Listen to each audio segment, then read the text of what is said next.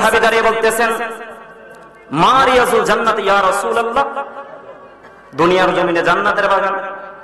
শুনলাম আল্লাহ পাক রব্বুল আলামিন জান্নাত আমাদের জন্য রেখেছেন। দুনিয়া থেকে যখন আমরা পরীক্ষা নিরীক্ষা দিয়ে যখন আমরা কবরের পা রাখবো, কবরের মধ্যে পা দেব, তখন হাসর নাসর হওয়ার পরে, মিজান হওয়ার পরে, ফুলসিরাত হওয়ার পরে তারপর জাহান্নাম আর জান্নাত রয়েছে। আপনি বলতেছেন দুনিয়াতে জান্নাতের বাগান, সেইটা কি বুঝলাম না।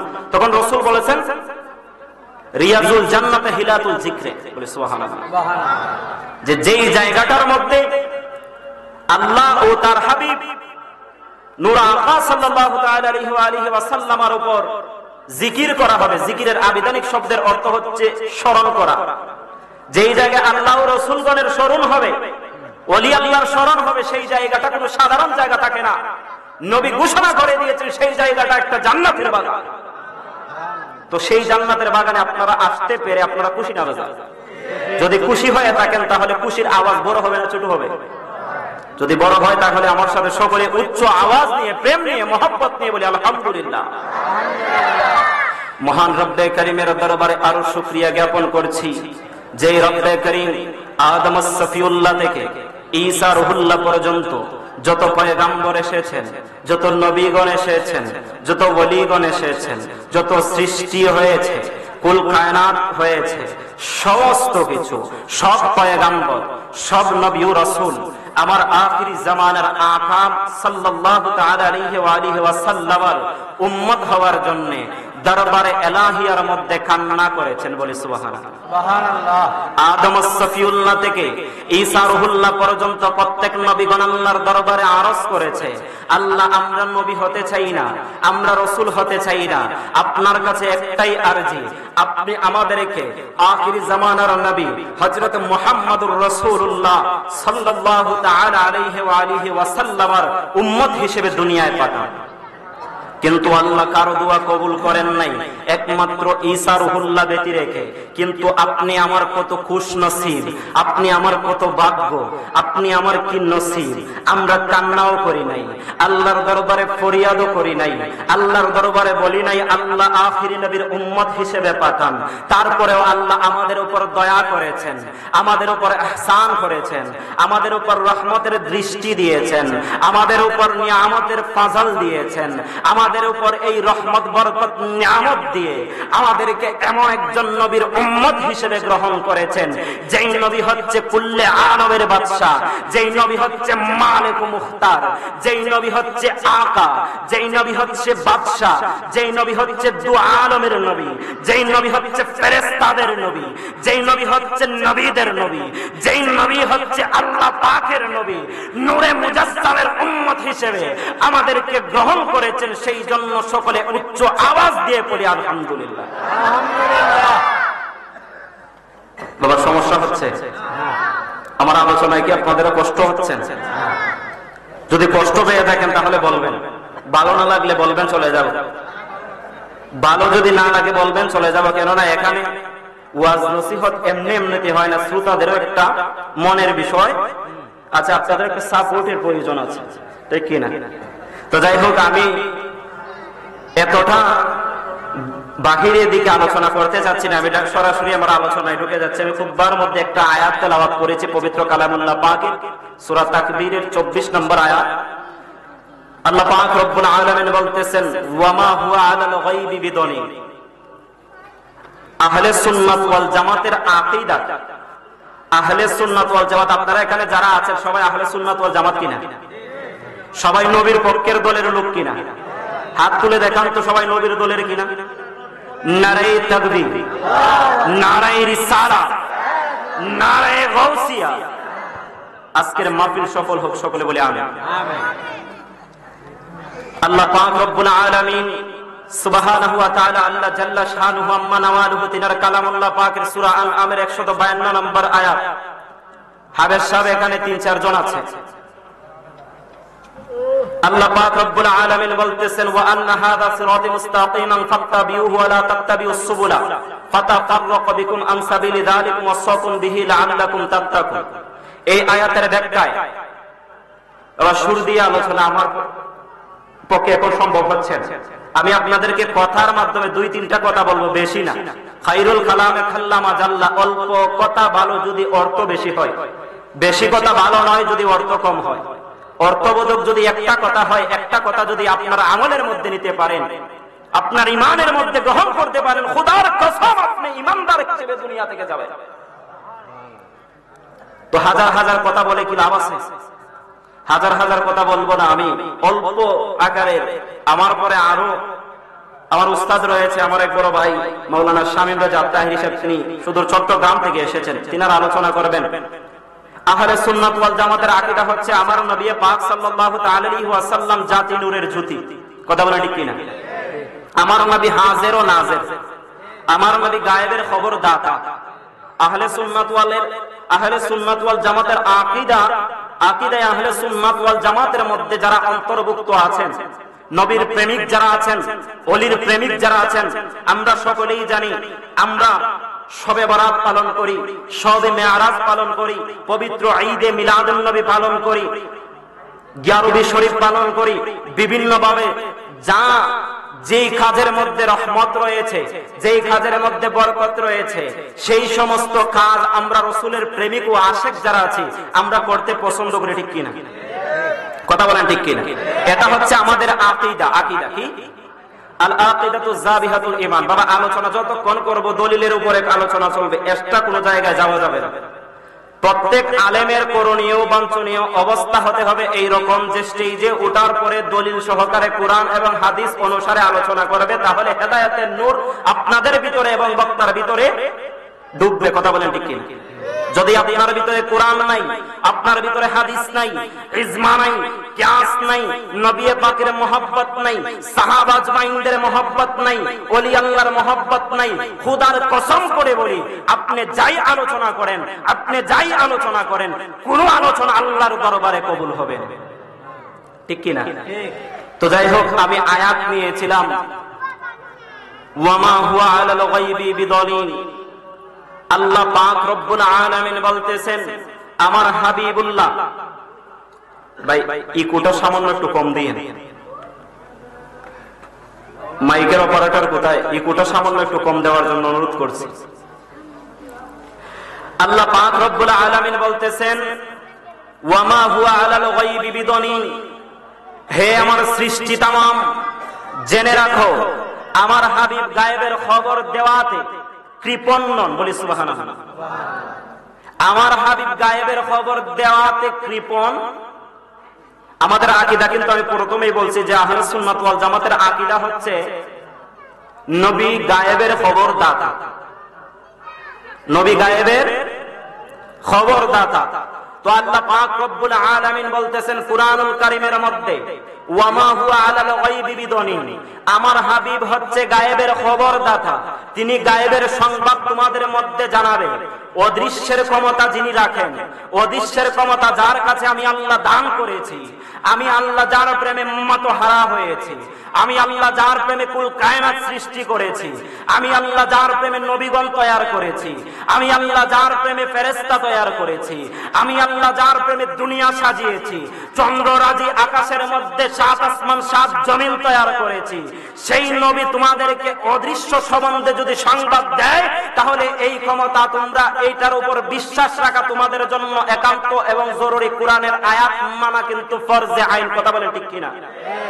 যেই ব্যক্তি দয়রা আল্লাহ পাকের কালামুল্লাহ পাকের আয়াতকে অস্বীকার করবে, অর্থাৎ রাসূলুল্লাহর শানের বিরুদ্ধাচার করবে, রাসূলুল্লাহর শানের বিরুদ্ধে যাবে, তারা কি কখনো মুসলমান হতে পারে? কথা বলেন, তারা কি কখনো মুসলমান হতে পারে? মুসলমান হওয়ার পূর্ব শর্ত হচ্ছে কালেমা। কথা বলেন ঠিক কিনা? মুসলমান হওয়ার পূর্ব শর্ত হচ্ছে লা ইলাহা ইল্লাল্লাহ মুহাম্মাদুর রাসূলুল্লাহ সাল্লাল্লাহু তাআলা আলাইহি ওয়াসাল্লাম। আহলে সুন্নাত ওয়াল জামাতের আকাবিরিয়ানে আহলে সুন্নাত যারা রয়েছেন আলোচনা করেছেন 1000 বার, 1 কোটি বার, 1 লক্ষ বার, করোড় বার, হাজার হাজার কোটি কোটি বার যদি কেহ আল্লাহ আল্লাহ আল্লাহ আল্লাহ লা ইলাহা ইল্লাল্লাহ লা ইলাহা ইল্লাল্লাহ জিকির করে, কিন্তু সেই ব্যক্তি ঈমানদার হতে পারবে? হুজুর এইটা কি বললেন? লা ইলাহা ইল্লাল্লাহ সমস্ত মৌলবীরা তো এই জিকিরের প্রতি ফানা হয়ে যায়। হুজুর আপনি বলতেছেন ইমানদার হবে না? হ্যাঁ বলেছি ইমানদার হবে না। ইমানদার হওয়ার জন্য লা ইলাহা ইল্লাল্লাহ আল্লাহ পাকের সাথে আমার নবীকে রাখতে হবে। যতক্ষণ পর্যন্ত কামলেওয়ালা নবী তোমার জিকিরের মধ্যে থাকবে না, যতক্ষণ পর্যন্ত কামলেওয়ালা নবী তোমার দুরুদে থাকবে না, যতক্ষণ পর্যন্ত কামলেওয়ালা নবী তোমার সালামে থাকবে না, আল্লাহর কসম করে বলি নামাজ কবুল হবে না, রোজা কবুল হবে না, হজ কবুল হবে না, যাকাত কবুল হবে না, কোন জিকির কবুল হবে না। আপনি যদি আপনার জিকিরে রাসূলকে রেখে দেন, আল্লাহর কসম আল্লাহ আপনাকে মুমিন সাব্যস্ত করে নেবে। কথা বলেন ঠিক কিনা? বিরক্ত হচ্ছেন? বিরক্ত হচ্ছেন? আল্লাহর পবিত্র কালামুল্লাহ পাকে আমার আল্লাহ বলতেছেন, এখানে মানুষ আছে, তুমি এটা ঠিক করে চলে যাও। আল্লাহর পবিত্র কালামুল্লাহ পাকে তিনি বলতেছেন, ওয়ামা হুয়া আলাল গায়বি বিদলিন, আমার হাবিব গায়েবের খবর দিবে, উম্মত তোমরা মানতে হবে। আমার হাবিব যদি গায়েবের সংবাদ তোমাদেরকে জানায়, আমার হাবিব যদি আজকে বলে কালকে এটা হবে, নিঃসন্দেহে মানতে হবে। আল্লাহর হাবিব যদি এখন বলে এটা দিন, রাত্রকে যদি আমার আল্লাহর রাসূল বলে এটা দিন, তাহলে আপনার জন্য মানা ফরজ। কথা বলে ঠিক কিনা? রাসূল যদি বলেন এখন কিটা রাত, কথা বলে এখন কি এই রাতটাকে যদি আমার আল্লাহর রাসূল বলেন দিন, তাহলে এটা দিন। কথা বলে ঠিক কিনা? আওয়াজ করতে হবে। এখানে যুবকরা অনেক আছে, যদি আওয়াজ না করে তাহলে আমি চলে যাব। আলোচনা করা আমার পেশা না, আমি ছাত্র মানুষ, আলোচনা করাই আমার পেশা না। আওয়াজ করবেন, আপনারা যদি সম্মতি দেন, আপনারা যদি আমাকে সাপোর্ট করেন, তাহলে আমি আলোচনা করবো, নচেত আমি আলোচনা করবো। আলেম আছেন, তিনারা চলে আসবেন। তো আল্লাহর রাসূল রাত্রকে দিন বললে, আল্লাহর রাসূল দিনকে রাত্র বললে, আল্লাহর রাসূল যদি বলে এখন তুমি এখানেই থাকবা, আর লড়া যাবে না, লড়তে পারবো? সাধ্য আছে? ক্ষমতা আছে? আজকে আমাদের সমাজে তারা কারা? আজকে আমাদের সমাজে তারা কারা যারা আমার রাসূলের এই জাত ও সিফত, আমার রাসূলুল্লাহর এই গুণকে অস্বীকার করে? আল্লাহ কোরআনে ক্লিয়ার করে দিচ্ছেন, আমার রাসূল গায়েবের ব্যাপারে যদি বলে, অদৃশ্যের ক্ষমতা যদি তোমাদেরকে, অদৃশ্যের সংবাদ যদি তোমাদের মধ্যে প্রচার করেন, প্রকাশ করেন, এটা তোমাদের জন্য মানা ঈমানি দায়িত্ব। কিন্তু আজকে তারা কারা? যে একদল লোক আমার রাসূলের গায়েবকে অস্বীকার করে। আজকে তারা কারা? একদল লোক তারা হাজির ও নাজিরকে অস্বীকার করে। আজকে তারা কারা? একদল লোক রাসূলুল্লাহর নূরকে অস্বীকার করে। তাহলে কি আমাদের সমাজে ধরে নেব যে আমাদের সমাজের মধ্যে আল্লাহর রাসূলের জামানায় আবু জাহেল যখন ছিল, আল্লাহর রাসূলের বিরুদ্ধাচার করেছে কিনা? আল্লাহর রাসূলের বিরুদ্ধাচার করেছে। এখনো সেই আবু জাহেলের উত্তরসূরি এই বাংলার জমিনে, তামাম পৃথিবীর জমিনে রাসূলুল্লাহর বিরুদ্ধে আছে কি নাই? কথা বলেন, আছে কি নাই? তাহলে এই শত্রুদেরকে চিহ্নিত করতে হবে। কথা বলেন ঠিক কিনা? এই শত্রুদেরকে চিহ্নিত করা যাবে না, আপনার ঈমান নিয়ে আপনি কবরে যেতে পারবেন না। এই শত্রুদেরকে আপনি চিনবেন না, আপনার ঈমান আমল উভয়টা বরবাদ হয়ে যাবে। এই শত্রুদেরকে আপনি চিনবেন না, তাহলে আপনার নামাজ কবুল হবে না। এই শত্রুদেরকে আপনি জানবেন না, রোজা কবুল হবে না। এই শত্রুদেরকে আপনি জানবেন না, হজ কবুল হবে না। এই শত্রুদেরকে আপনি চিনবেন না, যাকাত কবুল হবে না, নওয়াফিল ইবাদত কবুল হবে না, কুরআন খতম কবুল হবে না, কোনো কিছুই আল্লাহর দরবারে কবুল হবে না, আল্লাহর দরবারে গ্রহণযোগ্য হবে না। কেননা আপনি ওই তাদের ধোঁকায় পড়ে, শয়তানের ওয়াসওয়াসায় পড়ে আপনি রাসূলুল্লাহর প্রেমিক হতে পারেন নাই, ওই তাদের দলের অন্তর্ভুক্ত হয়েছে। ঠিক কিনা? কথা বলেন ঠিক কিনা? আল্লাহর রাসূল যে গায়েব জানে, সেই বিষয়ে আমি কয়েকটা কৌল বলবো।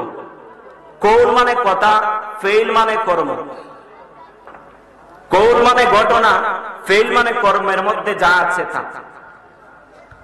কয়েকটা কৌল আপনাদের সামনে উপস্থাপন করব, আপনারা মনোযোগ সহকারে শুনবেন। বাবা, সব সময় আলোচনা করা যাবে না, আলোচনা করতে হবে ঈমানি চেতনায়, ঈমানি নিয়তে। যখন আলোচনা আপনি করবেন, আলোচনা আপনি শুনবেন, ইশকে মুস্তাফা আপনার অন্তরে রাখবেন, আপনার অন্তরে ওলি আল্লাহর মহব্বত রাখবেন, আপনার অন্তরে নবী পাকের ভালোবাসা রাখবেন।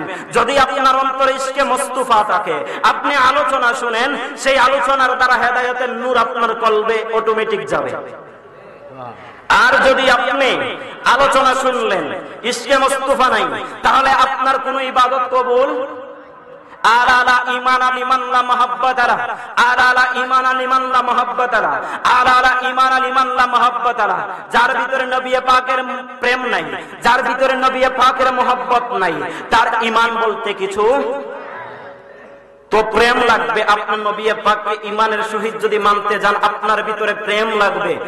एक शायर बोलते से इश्क साबित हो तो पत्थर भी गल जाते हैं, बोले सुभान अल्लाह। हमें ये नहीं कहे कि इश्क है तो दलील की जरूरत क्या है, মানে প্রেম আছে, প্রেম থাকলে দলিল লাগে না। আমাদের সমাজে এরকম একটা কথা চলে, প্রেম থাকলে দলিল লাগে না, এরকম একটা কথা চলে।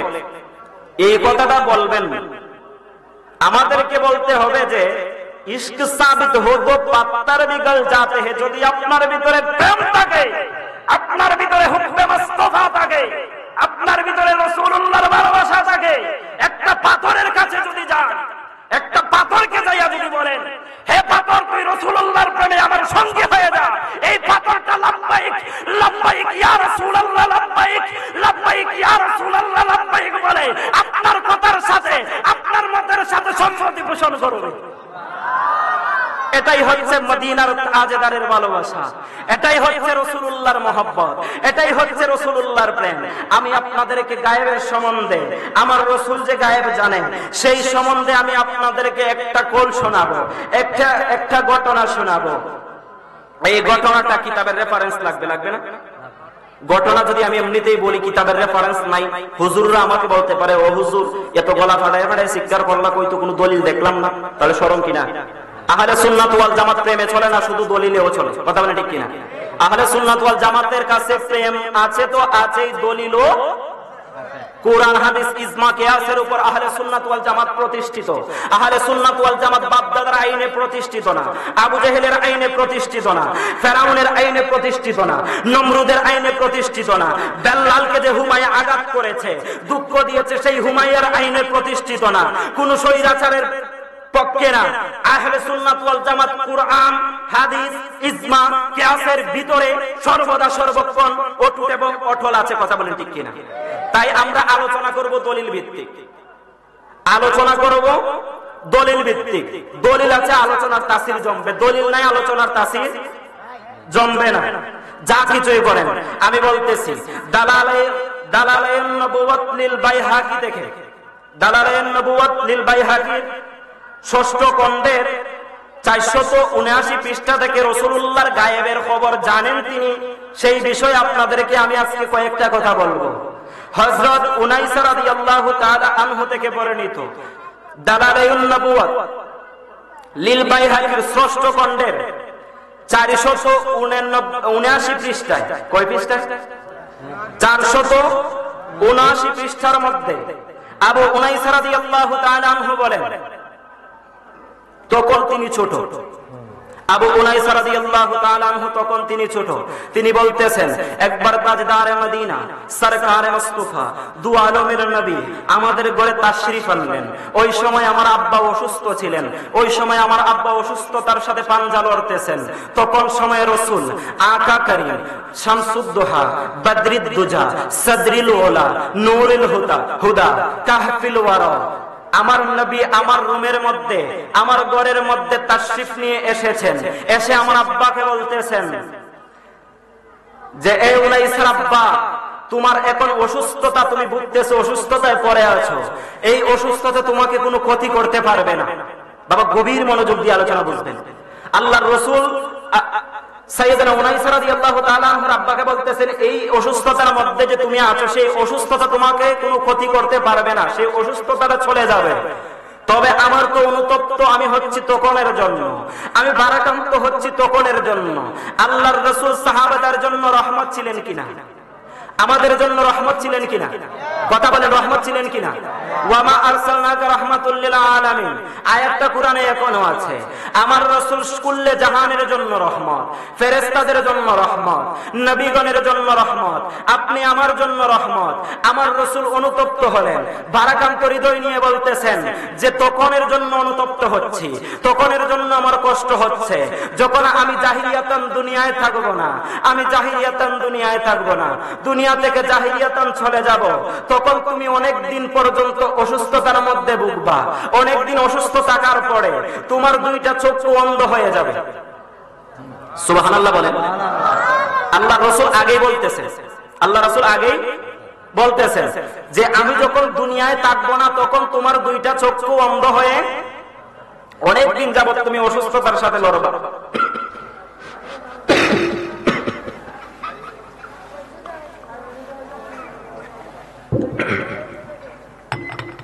অনেকদিন যাবত অসুস্থতার মধ্যে লড়ার পরে তোমার দুইটা চক্ষু বন্ধ হয়ে যাবে, তখন তোমাকে ধৈর্য ধারণ করতে হবে। তখন ওই সময়টার জন্য আমি রাসূলের অন্তরে কষ্ট হচ্ছে।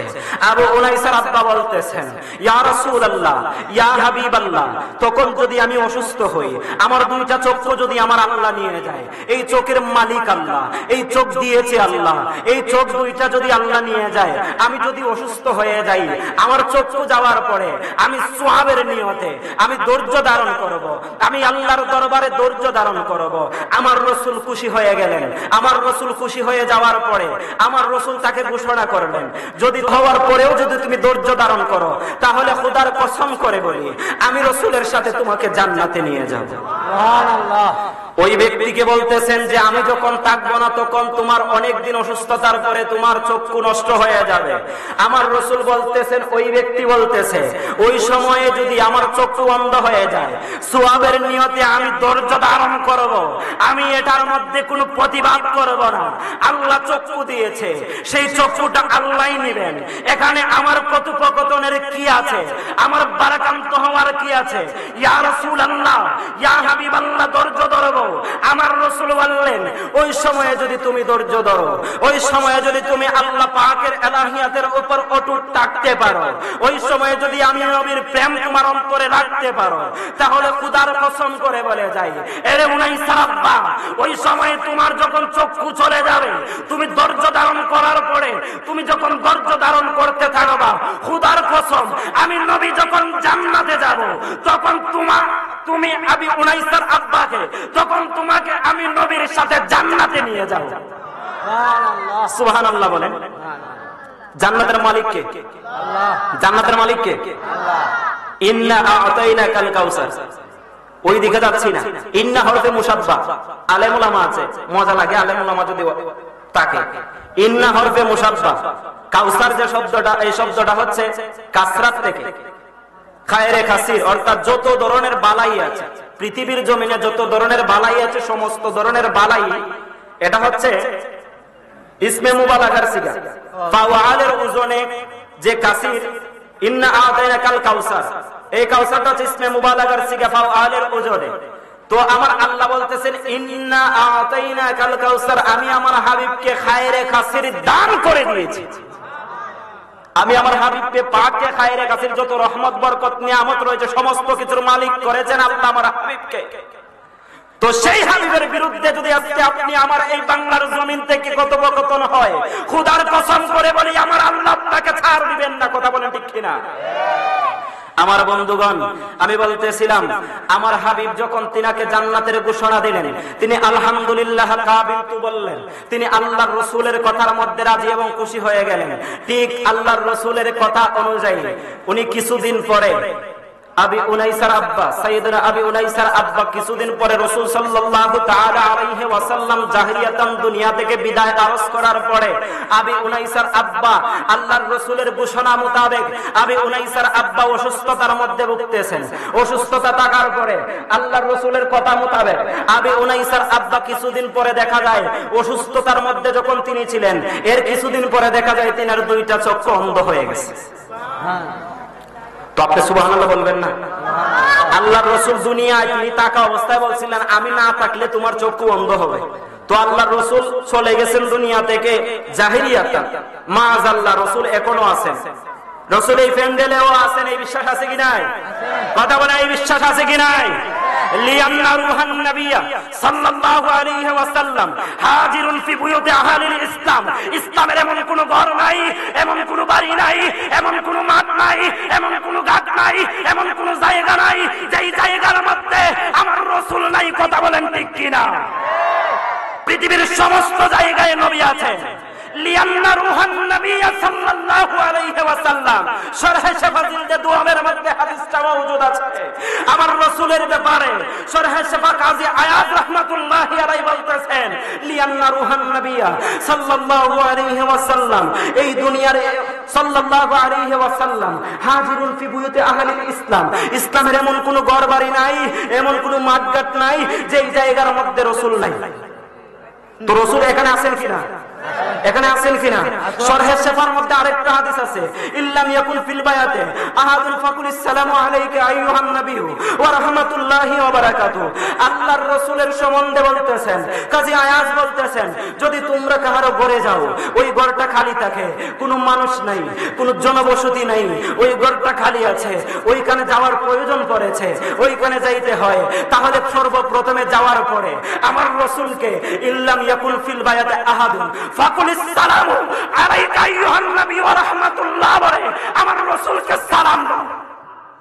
সুবহানাল্লাহ বলেন। সুবহানাল্লাহ। আপনারা কি আমার আলোচনা বুঝতেছেন না? কষ্ট হচ্ছে? আমার রাসূলের সম্বন্ধে বলতেছেন, তোমরা যদি কোথাও খালি কোনো ঘরে যাও, সেই ঘরে যদি কোনো মানুষ নাই, তাহলে সেখানে যাই আগে সর্বপ্রথম রাসূলকে সালাম দাও। আজকে একদল বলে মিলাদ নাজায়েজ, আজকে একদল বলে কিয়াম নাজায়েজ। এই তারা কারা?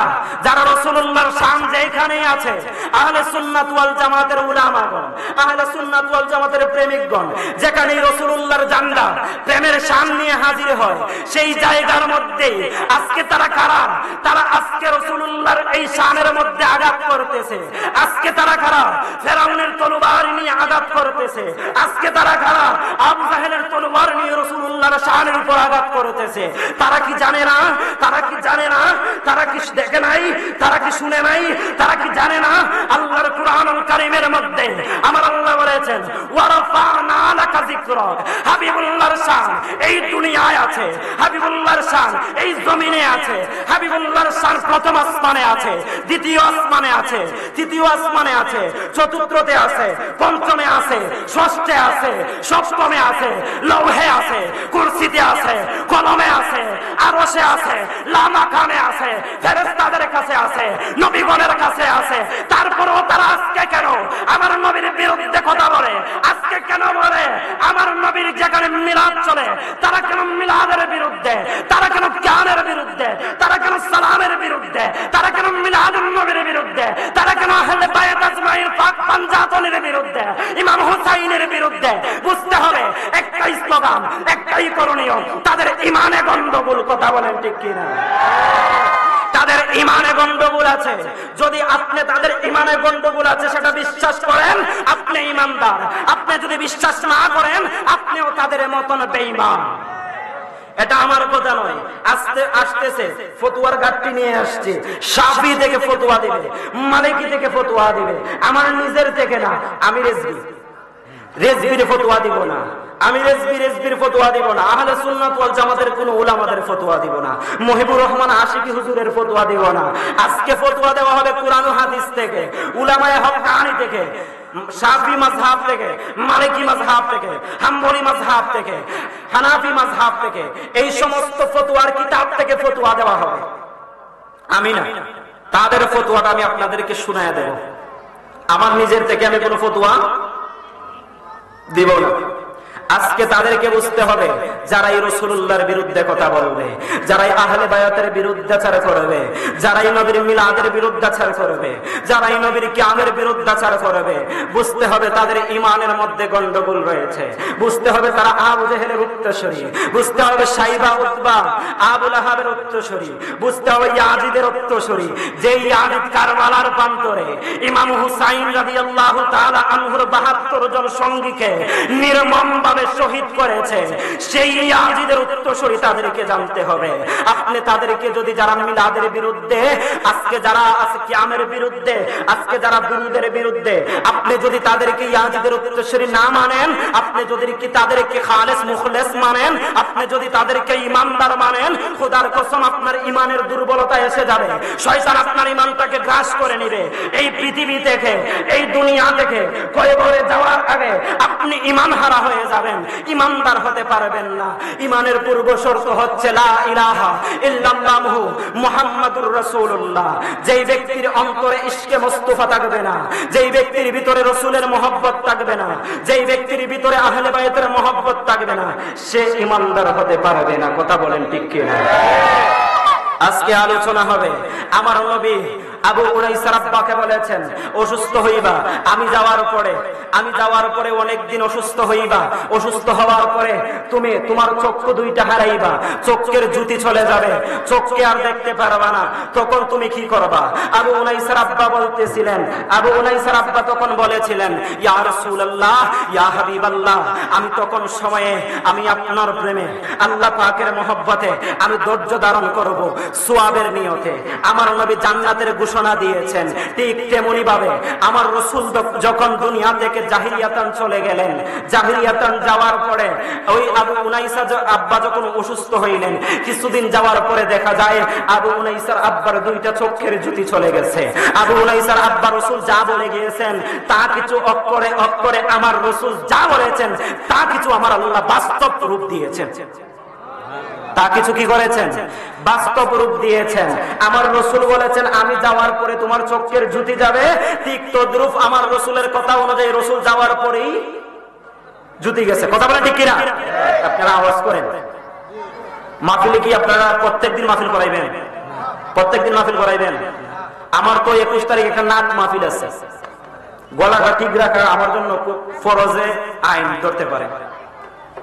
এই নাট মাহফিলের মেইন আমি তো, এখানে নাচ গাইতে হবে, অনেকগুলা নাচ গাইতে হবে, তো গলাটা আমার না ঠিক রাখার কথা। তো আপনারা যদি গলা বাসায় আওয়াজ করেন, গলা বাসায় আওয়াজ করলে ইমানদার হবেন। রাসূলের প্রেমে আপনাদের বাড়ি গাড়ি চাচ্ছি না, রাসূলের প্রেমে আপনাদের ধন দৌলত চাচ্ছি না, রাসূলুল্লাহর প্রেমে আপনাদের কাছ থেকে আপনাদের ঈমানি জজবা চাচ্ছি। তো দালালুন নবুওয়াতের মধ্যে লিল বাইহাকির 6ষ্ঠ খণ্ডের মধ্যে আবু উনাইসা তিনি বর্ণনা করতেছেন 479 পৃষ্ঠার মধ্যে এই ঘটনাটা আমার নবী বলেছেন। আমার নবী যাওয়ার পরে ঘটনা সফল হয়েছে। এখন আপনাদের কাছে আমার প্রশ্ন, যারা বলে নবী গায়েব জানে না, তাদের কথা মিথ্যা না সত্য? কথা বলেন, মিথ্যা না সত্য? মিথ্যাবাদী, শয়তান, মরদুদ, মালাউন, কাফের। কথা বলেন ঠিক কিনা? আমার কথা না, আমার কোন ফতোয়া না। অনেকে বলতে পারেন আরে বেটা শুধু মানুষ, দাড়িও তো কয়েকটা দেখা যায়, বেশি দাড়িও উঠলো না, ফডর ফডর তো ভালোই করতেছস, এত ফডর ফডরের কি আছে? আমার কথা বলতেছি না, আল্লাহে খোদার কসম করে বলি, আমি যা কিছু বলতেছি হাদিস অনুযায়ী, দলিল অনুযায়ী বলতেছি। যদি কাহারো কষ্ট থেকে থাকে, অন্তরে যদি আঘাত আসে, আসেন আমাকে বুঝান, আমি আপনাকে বুঝাই, আপনি আমাকে বুঝাবেন, আমি আপনাকে বুঝাবো। আমি যদি সঠিক হই, আপনি আমারটা যদি নাও মানেন, নিশ্চুপ থাকেন, কথা বললেন না। আমারটা যদি সঠিক না হয়, আপনারটা যদি সঠিক হয়, তওবা ইস্তিগফার করে আপনারটা গ্রহণ করব। খোদার কসম করে বলি, এই রকম শান শৌকতের আলোচনা আর কখনো মাঠে ময়দানে করব না। কথা বলেন ঠিক কিনা? এখন আসেন, আমার রাসূল যে গায়েব জানেন, একটা কোল দ্বারা প্রমাণ হইল কিনা? একটা কোল দ্বারা প্রমাণ হয়েছে কিনা? এখন আসেন, আর একটা কোল আমি আপনাদেরকে শোনাচ্ছি, যেটা মসনবী শরীফের মধ্যে মাওলানা রুমি রহমাতুল্লাহি আলাইহির নাম শুনছেন? মাওলানা রুমি রহমাতুল্লাহি আলাইহির নাম শুনছেন? এমন বড় আলেম ছিলেন যিনি শামসুদ্দি ব্রিজের কাছে বায়াতে রাসূল গ্রহণ করেছিলেন। 70 উটের বোঝাই কিতাব যিনি মুখস্থ করেছিলেন, হাজার হাজার লক্ষ লক্ষ হাদিসের মুখস্থ হাফেজ যিনি ছিলেন, সেই রুমি রহমাতুল্লাহি আলাইহি মসনবীর 262 পৃষ্ঠার মধ্যে, বাবা নোট করেন, দলিল বলতেছি, মসনবীর 262 পৃষ্ঠার মধ্যে একটা ঘটনা আমি চোখে আমার পড়লো, একটা ঘটনা দেখতে পারলাম।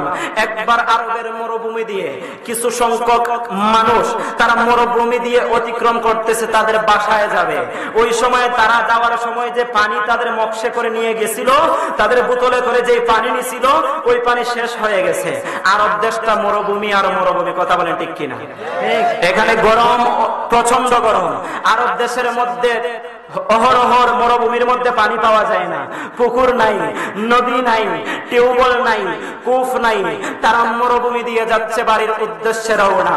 তারা যখন বাড়ির উদ্দেশ্যে রওনা দিয়েছে, পথের মধ্যে তাদের পানি খতম হয়ে গেছে, পানি শেষ হয়ে গেছে। এখন তাদের এমন একটা করুণ অবস্থা হয়েছে যে তারা আর কিছুক্ষণ যদি পানি ছাড়া থাকে, তাহলে আর কিছুক্ষণ পরে তাদের মরণ হবে, এরকম একটা অবস্থা হয়ে গেছে। এই রকম যখন অবস্থা হইল, তারা চিন্তা করলো এখন আমাদেরকে সেই বিপদ থেকে, সেই কষ্টের কাছ থেকে হেফাজত করার মালিককে, হেফাজত কে করবে? আল্লাহর কাছে তারা দয়া চাইতেছে, আল্লাহ আমাদেরকে পানি খাওয়ার ব্যবস্থা করুন। আমার হাবিব, আমি বলছিলাম ইন্না আতাইনাকাল কাউসার, আল্লাহ পাক রব্বুল আলামিন বলেছেন কাউসার নিয়ামত, বরকত, ফাজল যা কিছু আছে সমস্ত কিছু আমার হাবিবুল্লাহকে আল্লাহ দান করছেন। হাসরের ময়দানে আপনি উম্মত যখন এই দুনিয়ায়, আদ-দুনিয়া সিজনুল মুমিনিন ওয়া জান্নাতুল লিল কাফিরিন, আপনি যখন এই দুনিয়াটা আপনি মুমিন, আপনার জন্য যখন কয়েদখানা হয়ে যাবে। এই বাচ্চারা বসো, এলোমেলো করলেই তো সমস্যা। সব কোনো কথা নাই, তাবারক দিতাম না কথা কইলে। আল্লাহর রাসূল সাল্লাল্লাহু আলাইহি ওয়াসাল্লাম যখন আমরা দুনিয়ার পরীক্ষা উত্তীর্ণ হব, হাসরের মাঠ কায়েম হবে, মিজানের পাল্লা শেষ হবে, যখন ফুলসিরাতের পুল শেষ হবে, হাসরের মাঠে যখন রুদ্রটা আমাদের অর্ধ হাত উপরে এসে ঘুরপাক খাবে, পানির পিপাসা পাবে, খোদার কসম করে বলি, আপনি যদি রাসূলুল্লাহর প্রেমিক হয়ে থাকেন, আপনি যদি রাসূলুল্লাহর আশিক হয়ে থাকেন, আমার রাসূল আপনাকে সাকিয়ে কাউসারের যে পানি রয়েছে, সেই পানি পান করিয়ে চিরজীবনের জন্য আপনার তৃষ্ণাকে নিবারণ করে দেবে। সেই রাসূলুল্লাহর স্মরণ যখন ওই আরবের মানুষরা করলো, ওই আরবের মানুষরা করার পরে ওই মানুষরা চিন্তা করলো, আরে আরবের মধ্যে তো এখন মরুভূমির মধ্যে হাজির হয়েছি, পানি নাই, পানি কোথায় পাবো? মসনবীর 262 পৃষ্ঠার মধ্যে এই ঘটনাটা উল্লেখ আছে। তখন আমার রাসূলুল্লাহ সাল্লাল্লাহু আলাইহি ওয়া আলিহি ওয়াসাল্লাম খোদা কি কসম, যখনই উম্মত বিপদে, যখনই উম্মত দুঃখে, যখনই উম্মতরা কষ্টে, যখনই আশিকেরা কষ্টে, তখনই মদিনার কামলাওয়ালা নবীর আবির্ভাব। কথা বলেন ঠিক কিনা? তখনই মদিনার কামলাওয়ালা নবী হাজির হয়ে যাবেন। ওই সময়ে ওই মরুভূমির মধ্যে আল্লাহর রাসূল ওই ব্যক্তিদ্বয়ের মাথার উপরে মরণ ঘুরপাক খাচ্ছিল, পানি নাই, পানি পায় না, অনেক তৃষ্ণার মধ্যে ছিল। আমার রাসূল উপস্থিত হয়ে বললেন, ক্যা তাকলিফ হে বাতাও, কি তোমার কষ্ট বলো, কি কষ্ট নিয়ে আছো? তারা রাসূলকে দেখে বলতেছেন, ইয়া রাসূলুল্লাহ, ইয়া হাবিবাল্লাহ নবী, আমরা গেছিলাম আমরা ব্যবসা বাণিজ্য করার কাজে, আমরা যখন বাড়ির পথে ফিরলাম, পানি শেষ হয়ে গেছে, এখন আমরা কি খাবো? আমাদের মাথায় মরণ ঘুরপাক খাচ্ছে। ইয়া রাসূলুল্লাহ নবী গো, আর যদি কিছুক্ষণ হাঁটাহাঁটি করি এই উত্তপ্ত বালির মধ্যে, তাহলে আমাদের মরণ অনিবার্য, আমাদের মরণ এসে যাবে। রাসূল বললেন, চিন্তা করিস না উম্মা, আমি আতা এসে গেছি, আর তোদেরকে চিন্তা করতে হবে না, আর তোদেরকে টেনশন করতে হবে না। বাবা, আপনি যদি রাসূলুল্লাহর প্রেমিক হয়ে এই ফান্ডালের মধ্যে বিপদে পড়েন, আমার রাসূল এখনই, আমার রাসূলের কুদরত ক্ষমতা দ্বারা, আমার রাসূলের আল্লাহ প্রদত্ত ক্ষমতা দ্বারা, এখান থেকে আমার রাসূল আপনি আমাকে উদ্ধার করে মদিনার দিকে নিয়ে যাবেন। কথা বলেন ঠিক কিনা? আলোচনায় কষ্ট পাচ্ছেন? খারাপ লাগতেছে? খারাপ লাগলে বলবেন, আমি ছেড়ে দেবো, আরো 2 জন আছে। আলোচনা আমার পেশা না, আমি বারবার বলতেছি, আলোচনাটা আমার কোনো পেশা না। আমার রাসূল হাজির হয়ে বললেন, উম্মত কি হয়েছে? তারা বলল, ইয়া রাসূলুল্লাহ, ইয়া হাবিবাল্লাহ নবী গো, পানির পিপাসায় মরে যাচ্ছি, পানি খাইতে পারতেছি না। আমার রাসূল বলতেছেন, ওই যে পাহাড়টা দেখতেছো, ওই পাহাড়ের ওই পাশে গিয়ে দেখো, একটা ব্যক্তি উঠে করে যাচ্ছে, ওই ব্যক্তিটার হাতের মধ্যে একটা পানির মগ আছে। রাসূল আসলেন কোথায়? মরুভূমিতে তাদের কাছে। রাসূল কি করে জানলেন পাহাড়ের ওই পারে ব্যক্তি আছে? ওয়াহাবির দলেরা, খারিজির দলেরা, রাফিজির দলেরা আমার রাসূলের গায়েবকে অস্বীকার করে, আমার রাসূল ক্ষমতাবান সেটা মানতে রাজি না। আজকে তাদেরকে বলবো, তাকাও মসনবীর মধ্যে, তাকাও 262 পৃষ্ঠার মধ্যে আমার রাসূলের এই জ্বলন্ত মুজিজাটা এখন পর্যন্ত মসনবীর মধ্যে বিদ্যমান আছে, চন্দ্র সূর্যের ন্যায়। তাকাও মসনবীর মধ্যে আমার রাসূল তখন হাজির হয়ে বলতেছেন, যাও পাহাড়ের ওই পারে গিয়ে দেখো একটা ব্যক্তি উট দিয়ে যাচ্ছে, ওই ব্যক্তির উটের উপর বসা, সে চলতেছে এবং তার কাছে হাতে একটা মক্স, পানির মক্স আছে। পানির মক্স এত বড়, এর থেকে বড় তো আর হয় না, এত বড়ই তো থাকে। তার কাছে মক্সটা আছে, তাকে আমার কাছে নিয়ে আসো উৎসহ।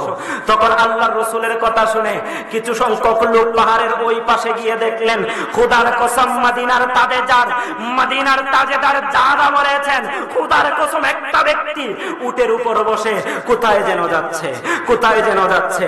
ওই ব্যক্তিকে যাইয়া বলল, হে প্রতীক, হে প্রতীক, তুমি কোথায় যাচ্ছ? তোমাকে মদিনার তাজেদার বুলাচ্ছেন, তোমাকে মদিনার তাজেদার ডাকতেছেন, তুমি মদিনার তাজেদারের কাছে যাও। আরেকটা মজার বিষয় হচ্ছে, ওই ব্যক্তিটা হাবশী ছিল, ওই ব্যক্তিটা কালো ছিল। সে কালো, এই জন্য তার মালিক তাকে নিয়ে অনেক সময় ঠাট্টা মস্কারা করত। কি করত? ঠাট্টা মস্কারা করত, তাকে নিয়ে হাসাহাসি, কারণ অনেক কালো ছিল। মনে করেন যে এখানে তো তেমন কালো কেউ নাই, আমি কি কালা নেই? আমি তো মোটামুটি সুন্দর হয়েছি। হ্যাঁ, সুন্দর হতে আছে এখানে, আমার মতো সুন্দর তারও আছে। সবাই তো সুন্দর, আল্লাহর সৃষ্টি সবাই সুন্দর, বলি আলহামদুলিল্লাহ। আল্লাহর সৃষ্টি সবাই। আমার রাসূল বলেছেন তাকে নিয়ে আসো। তার মনের মধ্যে দুঃখ, তা উট দিয়ে ব্যবসা বাণিজ্য করে, মালিকের গোলাম, সে একজন মালিকের কাজ করে। কিন্তু সে যাওয়ার পথে ভাবতেছে, আহারে আমার চেহারাটা যদি সুন্দর হইতো, আমার চেহারাটা যদি আলোকময় হইতো, আমার চেহারাটা যদি নূরান্বিত হইতো, আহারে কতই না ভালো হইতো। মানুষ আমাকে নিয়ে ঠাট্টা মস্করা করতো না, মানুষ আমাকে নিয়ে হাসি তামাশা করতো না। আহারে আমার চেহারাটা আল্লাহ এইরকম বানাইলো। তখন আমার মদিনার তাজেদার তখন এখানে উপস্থিত হয়ে বলতেছেন, ওই ব্যক্তিটাকে নিয়ে আসো, তার হাতে মক্স আছে, পানি আছে, তাকে নিয়ে আসো আমার কাছে। তখন রাসূলের কথা মতো অনেক লোক গেল, যাওয়ার পরে তাকে এখানে নিয়ে আসলো। আসার পরে বলতেছেন, তোমার হাতে পানির মক্স আছে? ওই ব্যক্তি বলতেছে, আমার কাছে পানির মক্স আছে। ওই ব্যক্তি যখন বলল আমার কাছে পানির মক্স আছে, রাসূল বললেন, তোমার পানির মক্সটা আমার হাতে দাও। রাসূলুল্লাহর হাত মুবারকের মধ্যে যখন তার পানির মক্সটা আসলো, আমার রাসূল মক্সটা খুলে দুই হাত দিয়ে এই মক্সের উপরে আমার রাসূলের নূরানি হাত দ্বারা, আমার রাসূলের নিয়ামতের হাত দ্বারা, আমার রাসূলের রহমতের হাত দ্বারা, আমার রাসূলের পাওয়ালের হাত দ্বারা যখন ওই মক্সের মধ্যে বুলাইলেন, কিছুক্ষণ পরে সকলকে ডাক দিলেন, হে পিপাসর্তরা, তোমরা আসো, যারা তৃষ্ণায় কাতর হয়ে গেছো, তোমরা এসে পানি খাও। তখন রাসূল এইরকম ভাবে পানি দিচ্ছেন। ওই মক্স, ছোট মক্স থেকে প্রায় 15 থেকে 20 জন ব্যক্তি এই মক্সের পানি পেট ভরে খাওয়ার পরে আমার রাসূলকে বললেন, ইয়া রাসূলুল্লাহ, আপনি যদি বলেন তাহলে এই পানি আমাদের মক্সে ভরবো। আল্লাহর রাসূল বললেন, আর দেরি করো না, এখনই তোমাদের মক্স নিয়ে আসো। তারা পানি খেয়ে তাদের তৃষ্ণা নিবারণ করে আল্লাহর রাসূলের এই বরকতময় পানি দ্বারা তাদের মক্স পুরিয়ে তারা এই মক্স সহকারে তারা চলতেছে, তারা যাচ্ছে। প্রশ্ন হইল, ও হুজুর, মক্স একটা, 30 থেকে 15 থেকে 20 জন লোকে পানি কিভাবে খাইল? जो साकिए कौसर के चेहरे से नकाब उठे, সুবহানাল্লাহ বলেন। আল্লাহর রাসূল সাকিয়ে কাউসারের মালিক, এটা আপনারা জানেন না? কথা বলেন। হাসরের দিন যখন উম্মতের, আমি আগেই বলেছি, উম্মতের মাথার অর্ধহাত উপরে যখন সূর্য এসে যাবে, যখন পানির পিপাসায় প্রেমিকরা কাতর হয়ে যাবে, রাসূলুল্লাহ সাহাবাদেরকে বলবে, হে আবু বকর, হে উমর, হে উসমান, হে হায়দার আলী মাওলা, যাও আমার উম্মতদের পিপাসা নিবারণ করে দিয়ে আসো। সেই সাকিয়ে কাউসার নিয়ে আরবের মরুভূমিতে এসে আমার কামলাওয়ালা তাদেরকে সাকিয়ে কাউসার পিলিয়ে তাদের তৃষ্ণা নিবারণ করে দিয়েছেন। বলেন সুবহানাল্লাহ। যখন তারা পানি খাইলো, আল্লাহর রাসূল একটা মক্স থেকে এতগুলা পানি কিভাবে দিল? তাদের মক্স পড়লো। ওই কালো হাবশী গোলাম দেখে বলতেছে, ইয়া রাসূলুল্লাহ, ইয়া হাবিবাল্লাহ। তখন সে রাসূল যে তিনি জানে না, তখন তিনাকে বলতেছেন, হে মুহাম্মদ, ওই প্রতীক বলতেছেন যে আপনার হাতে এত বরকত, সুবহানাল্লাহ। এই সরাসরি মুজেজা দেখে ওই কালো হাবশী আমার রাসূলুল্লাহর প্রেমে তখনই আমার রাসূলুল্লাহর জবান দ্বারা হাতে হাত রেখে কালিমার শরাব গ্রহণ করেছে। গ্রহণ করার পরে মুমিন হয়েছে। চিল্লায় বলেন সুবহানাল্লাহ। তখন পানি খাওয়ার পরে তাদের তৃষ্ণা নিবারণ, তাদের সব তৃষ্ণা নিবারণ, তাদের মোক্ষ পড়লো, তাদের মোক্ষ বড়েও তারা চলে গেল। আমার রাসূল ওই কালো ব্যক্তিকে জিজ্ঞাসা করলেন যে হে কালো হাবশী, তোমার কি হয়েছে? তোমাকে বারাকান্ত দেখাচ্ছে, তোমাকে অনেক ক্লান্ত দেখাচ্ছে, তোমার কি হয়েছে আমাকে বলো। সুবহানাল্লাহ। তোমার কি হয়েছে আমাকে বলো। তখন মদিনার তাজদারের কাছে, আকা করিমের কাছে ওই গোলামের মনের দুঃখ, ওই গোলামের মনের ব্যথা তিনি প্রকাশ করতে লাগলেন। ইয়া রাসূলুল্লাহ, ইয়া হাবিবাল্লাহ, নবী গো, আমার মালিক আমার চেহারা কালো এই জন্য, আমার মালিক আমার সাথে ঠাট্টা মশকরা করে, আমার মালিক আমার সাথে হাসি তামাশা করে। ইয়া রাসূলুল্লাহ নবী, ইয়া হাবিবাল্লাহ নবী, আমার মালিক আমার এই কালো চেহারার কারণে আমাকে অনেক হেয়পন্ন করে।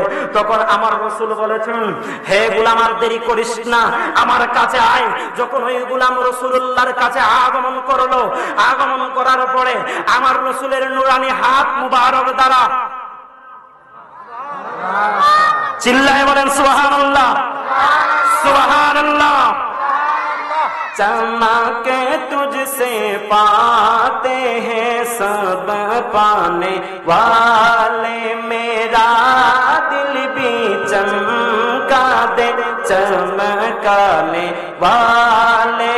चमके तुझसे पाते हैं सब पाने वाले, मेरा दिल भी चमका दे चमकाने वाले।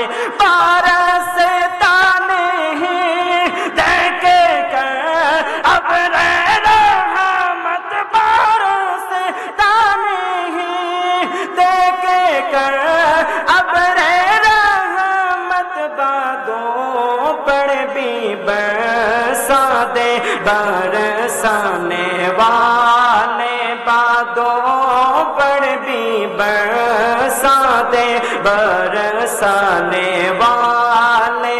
चमके तुझसे पाते हैं सब पाने वाले। सुभान अल्लाह। चमक तुझसे पाते हैं सब पाने वाले। কেননা রসুলের শানে সৈয়দ আলা হযরত ने फरमाया, তিনি বলতেছেন যে চমক তুঝসে পাতে হে সব পানে ওয়ালে, আপনার থেকে আপনার নূরে সারা জাহান আলোকিত, আপনার নূরে কুল কায়নাত আলোকিত, আপনার নূরে নবীগণ আলোকিত, আপনার নূরে ফেরেশতা আলোকিত, আপনার নূরে तमाम জাহান আলোকিত। আপনি দয়া করে আমার উপরেও বাদো পারবি বরসানে ওয়ালে, আপনার রহমত, আপনার নূরের ঝলক আমার উপরে দিয়ে আমাকে ধন্য করে যান। আমি বলতেছিলাম ওই ব্যক্তিকে তাদেরকে পানি খাইয়ে বিদায় করলেন। হাবশী গোলামকে জিজ্ঞাসা করলেন, হে হাবশী, তোমার কি ব্যথা? আমার রাসূলুল্লাহর সামনে এসে কান্না করে বলতেছেন, আমার এই কালো কুৎসিত চেহারা, আমার এই কালো কুৎসিত চেহারার জন্য আমার মালিক আমার সাথে ঠাট্টা মশকরা করে, অনেক মানুষ হাসাহাসি করে, আমার ঘরের মধ্যে মানুষ হাসাহাসি করে। ইয়া রাসূলুল্লাহ, ইয়া হাবিবাল্লাহ, এই জন্য আমার অন্তরটা খারাপ, এই জন্য আমার চেহারাটা মলিন হয়ে আছে, এই জন্য আমার অন্তরে কষ্ট লেগে আছে। আমার রাসূল বললেন, আর দেরি করিও না, চলে আসো। ওই ব্যক্তি রাসূলের কাছে আসলেন। আসার পরে রাসূলুল্লাহর নুরানি হাত মুবারক দ্বারা ওই ব্যক্তির চেহারার মধ্যে এরকম ভাবে একটা মালিশ করলেন। চিৎকার মেরে বলি সুবহানাল্লাহ। ওই ব্যক্তির চেহারার মধ্যে মালিশ করার পর পরে খোদার কসম করে বলি, চন্দ্র আকাশের মধ্যে যেই রকম ভাবে জলমল জলমল করে, তারকারাজি দিয়ে আমার আল্লাহ গোটা আসমানটাকে যেই রকম ভাবে সাজিয়ে রেখেছেন, ঠিক সেই রকম ভাবে চন্দ্রের মতো, সূর্যের মতো ওই গোলাম হাবশী কালো গোলামের চেহারা এমন হয়ে গেছে, আল্লাহর রাসূলের নুরানি হাতের ফয়েজে যেই বাবা অনেক ইতিহাস যাচ্ছি না, বলে ফেলতেছি। আল্লাহর রাসূলের হাতের ফয়েজের বলে নুরানি হাত যখন কালো হাবশির চেহারার মধ্যে লেগেছে, কালো হাবশি না, কালো হাবশি যে চন্দ্রের ন্যায় সূর্যের ন্যায় আলোকিত উজ্জ্বল নূরান্বিত হয়ে গেছে। তো আমার রাসূল তিনি আসছেন পানি খাওয়াইয়া তাদেরকে বিদায় করার জন্য। এসে আল্লাহর রাসূল দুইটা সমস্যার সমাধান করলেন। আমার রাসূল হচ্ছেন সকল সমস্যার সমাধান, কথা বলেন ঠিক কিনা? আল্লাহর রাসূল সকল সমস্যার সমাধান। আজকে যারা রাসূলুল্লাহর বিরুদ্ধে, আজকে যারা আমার হাবিবের বিরুদ্ধে, আজকে যারা কোরআনের বিরুদ্ধে, আজকে যারা হাদিসের বিরুদ্ধে, আজকে যারা সাহাবাদের বিরুদ্ধে, আজকে যারা মাওলা আলীর বিরুদ্ধে, আজকে যারা পাক পাঞ্জাবের বিরুদ্ধে, খোদার কসম করে বলি তাদের জন্য এই দুনিয়ায় লানত, তাদের জন্য কবরেও লানত, তাদের জন্য হাসরেও লানত, তাদের জন্য মিজানেও লানত। তারা ফুলসিরাতের ফুল পার হতে পারবে না, কেটে কেটে জাহান্নামে নিক্ষেপ হবে। আল্লাহর কসম করে বলি একটা বাস্তব ঘটনা। আমার রাসূল সাল্লাল্লাহু তাআলা আলাইহি ওয়া আলিহি ওয়াসাল্লাম তিনি যখন আরব দেশের মধ্যে ইসলাম প্রচার করতে লাগলেন, ইসলাম প্রচার করার সময় একজন খ্রিস্টান ব্যক্তি রাসূলুল্লাহর কাছে আসলেন। রাসূলুল্লাহর কাছে আয়েশা আমার রাসূলের হাত মুবারকে হাত দিয়ে তিনি কালেমা পড়ে মুসলমান হয়ে গেলেন। মুসলমান হওয়ার পরে এমন আবেগ ছিলেন, এমন আমলদার ছিলেন, এমন ইমানদার সেজেছিলেন, এত ভালো ছিল সে সূরা বাকারা এবং সূরা আলে ইমরানকে বালক কুটস্থ মুখস্থ করে দিনার অন্তরে ধারণ করেছিলেন। ওই ব্যক্তি রাসূলুল্লাহর কাছে এসে রাসূলুল্লাহর কাছে ভালো সেজে ওই ব্যক্তি কি করলেন? সূরা বাকারাকে মুখস্থ করলেন, আলে ইমরানকে মুখস্থ করলেন, রাসূলের প্রিয় হলেন, রাসূলুল্লাহর প্রিয় খাদেম হয়েছেন। রাসূলুল্লাহর প্রিয় খাদেম হওয়ার পরে রাসূলুল্লাহর প্রিয় খাদেম যখন হইলেন, অনেকদিন যাবত রাসূলুল্লাহর সাথে সফরে ছিলেন, অনেকদিন আমার রাসূল যেই জায়গায় গিয়েছেন, ওই খ্রিস্টান ব্যক্তি মুসলমান যখন হইল, মুসলমান ব্যক্তিকে নিয়ে ওই ব্যক্তির সাথে আমার রাসূল অনেক জায়গায় সফর করেছেন, আমার রাসূলের সাথে ওই ব্যক্তি অনেক জায়গায় সফর করেছেন। হঠাৎ করে একটা সময় এমন আসলো যে রাসূলুল্লাহর প্রেমে সে মাতোহারা ছিল, পাগল ছিল, প্রেমিক ছিল। হঠাৎ করে এমন একটা সময় আসলো, খোদার কসম করে বলি ওই ব্যক্তি আবার মুসলমান থেকে আবার মুরতাদ হয়ে আবার খ্রিস্টানদের দলে যোগদান করলো। খ্রিস্টানদের দলে যোগদান করার পরে যখন খ্রিস্টানদের আকাবির যারা আছে, খ্রিস্টানদের মেইন নেতা কর্মী যারা আছে, তাদের যে বাইবেল যে পড়ায়, তাদের যে পণ্ডিত আছে, ওই পণ্ডিতের কাছে যাওয়ার পরে রাসূলুল্লাহর শানে মিথ্যাচার করতেছে, রাসূলুল্লাহর শানে ধোঁকা দিতেছে, রাসূলুল্লাহর শানে তুহমত তুলতেছে যে আমি যদি সূরা বাকারার কোনো আয়াত পড়তাম সেই আয়াতটা রাসূল মুখস্থ করতো। নাউযুবিল্লাহ।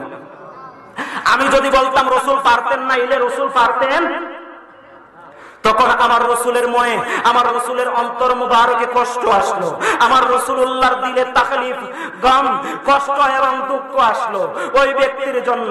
আমার রাসূল কষ্ট পাওয়ার পরে আল্লাহ বলতেছেন, হাবিব আপনি চিন্তা করিয়েন না, এই পৃথিবীতে যারা আপনি রাসূলের অন্তরে কষ্ট দিবে, আপনি রাসূলের অন্তরে যারা আঘাত করবে, তাদের জন্য দুনিয়ায়ও শান্তি নাই, আখিরাতেও শান্তি নাই। ঠিক কিছুদিন পরে ওই কাফের বক্তব্যে ঈমান মালাউন মরদুদ শয়তান ব্যক্তিটা ইন্তেকাল করলো। ইন্তেকাল করার পরে খ্রিস্টান লোকেরা তাকে দাফন করার জন্য কফিনে ভরে, কফিনের মধ্যে ভরে তাকে দাফন করলো, মাটি চাপা দিল। আগের দিন মাটি চাপা দিয়েছে, পরের দিন সকালে উঠে দেখতেছে তারা যেই ব্যক্তিকে মাটি চাপা দিয়েছে ওই ব্যক্তি আবার কবর থেকে উঠে মাটির মধ্যে জমিনের উপরে তার কফিনটা উঠে আছে। কে যেন তার কফিনটাকে উপরে এনে রাখছে। তারা এটা চিন্তা করলো, আশ্চর্যজনিত হয়ে গেল, আহারে তারা না কালকে আমরা দাফন করলাম, কফিনের ভিতরে কালকে ভরলাম, সে আবার জমিনে আজকে কি করে?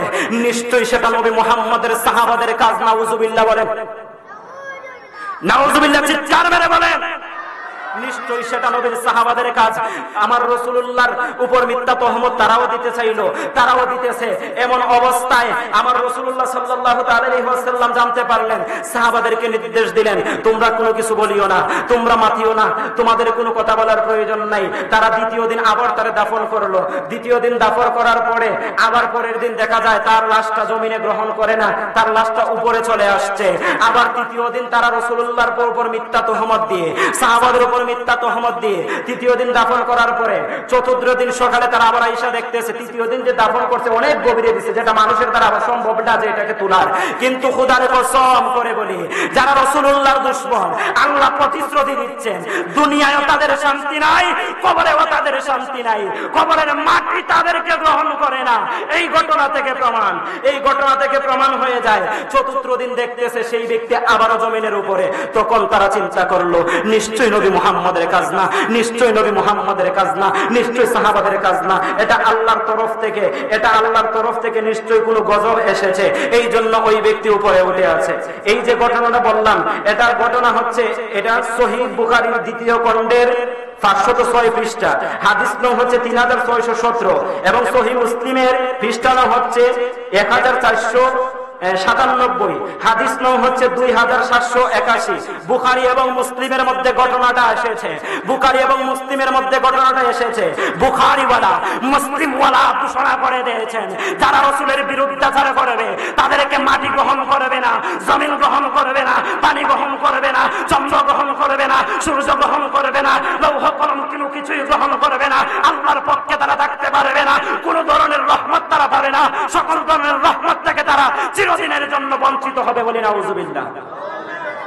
তো এই যে এই ঘটনাগুলো বললাম বাবা, এখন আমি শাফি, মালিকি, হাম্বলি, হানাফি এগুলাতে যাইতাম, হুজুর বসে আছেন, আর যাওয়ার কোনো সময় নাই। অন্য সময় যদি মালিক তৌফিক দেয়, কোনোদিন যদি আবারও রিজিক এখানে থাকে, আবারও যদি মালিক দয়া করে, তাহলে এখানে আসি, আবার বলবো। তো শাফি মাযহাবের ফতোয়া আছে, মালিকিরও ফতোয়া আছে, যারা রাসূলের দুশমন তারা কাফের।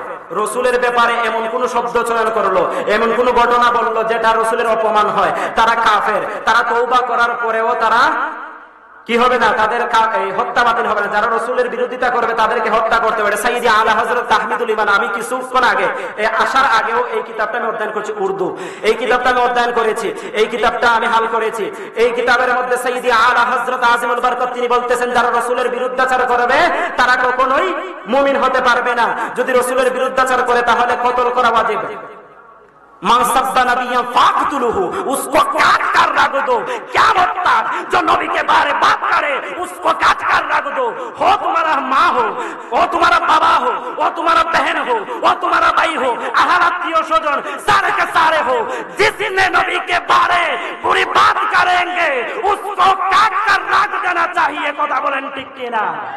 আমার রাসূলুল্লাহর বিরুদ্ধে করলে জমিন গ্রহণ করবে না। রাসূলুল্লাহর গায়েবকে অস্বীকার করেছেন, জমিন আপনাকে গ্রহণ করবে না। তাই আমার রাসূল গায়েব জানে, এটা আমরা মানি কি মানি না?